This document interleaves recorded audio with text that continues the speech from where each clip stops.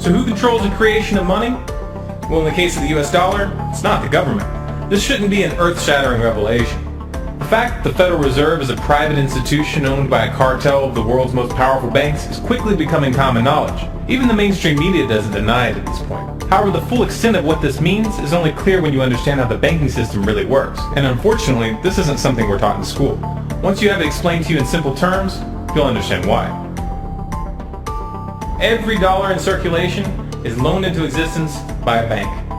The process begins with the Federal Reserve when they loan out money to the US government and to other entities. You've probably heard this talked about before, especially in regards to the interest rate on those loans, which the Federal Reserve raises and lowers depending on economic conditions. But what's never talked about in the mainstream is the fact that the Fed isn't actually loaning out money that they have. They are merely typing those dollars into existence on a computer. You may be inclined to believe that this money is based on some physical backing like gold, but you would be mistaken. The Federal Reserve hasn't owned any gold since the 1930s. The Federal Reserve does not own any gold at all. We have not owned gold since 1934.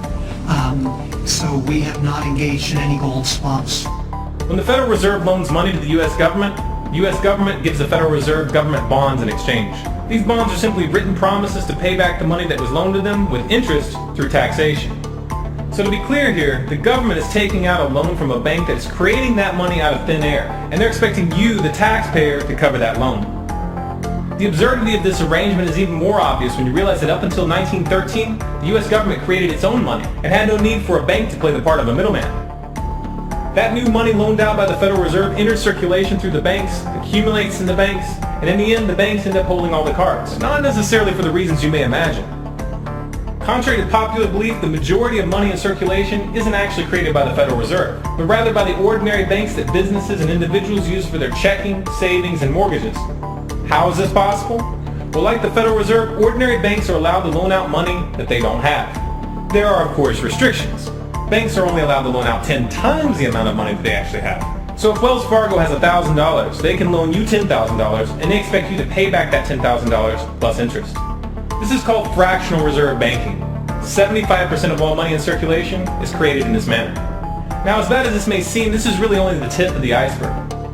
Most banks structure payment plans so that for many years, you're paying almost nothing but interest, and only start paying down the principal gradually.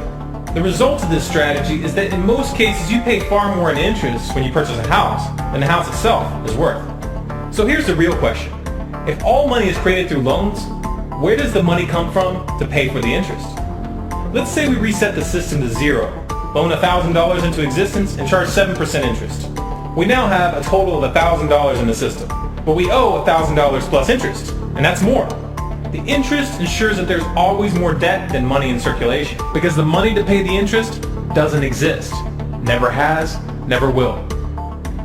This would be obvious if there was only one loan being issued to one person in this manner, but when performed on a global scale, the reality is hidden and is transformed into a game of musical chairs where the person ending up without a seat faces bankruptcy and financial ruin. Because every dollar in existence is tied to a debt, this creates an unseen force that draws those dollars back to the banks, kind of like gravity attracts a physical object to Earth. The catch here is that it's the labor of the people that moves that money. Every hour that you work to pay back a loan or to keep the government from throwing you in jail over income taxes is an hour worked for the banks. The total receipts from personal income taxes just barely covers the interest on the national debt. And even the principal for that debt all ends up back in the hands of the banks. And remember, that bank created that money out of nothing. Once you understand that the money that banks loan out isn't actually an asset, but is in fact a piece of legal fiction, it should be clear that you're working for these banks for free. This is a cleverly disguised form of slavery. If you manage to pay your monthly payments, then you are a successful slave, and you are allowed to keep the material comforts that come with that status. But if for some reason you fail to make those monthly payments, then the bank or the IRS comes to take your house, your car, and anything else you have of value. And if somehow, even with this enormous financial advantage, the banks still get themselves into trouble, you, the taxpayer, will be forced to bail them out. No matter what, the banks win. To say the game is rigged is an understatement. You might be inclined to think that if you live outside the United States and you don't use dollars, then this situation has no bearing on your life.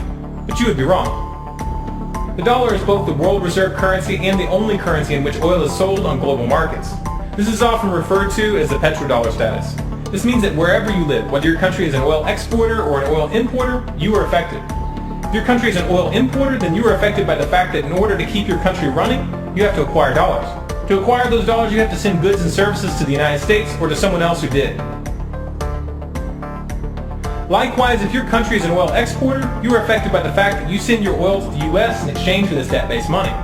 You are exchanging something of real and tangible value for digits on a screen.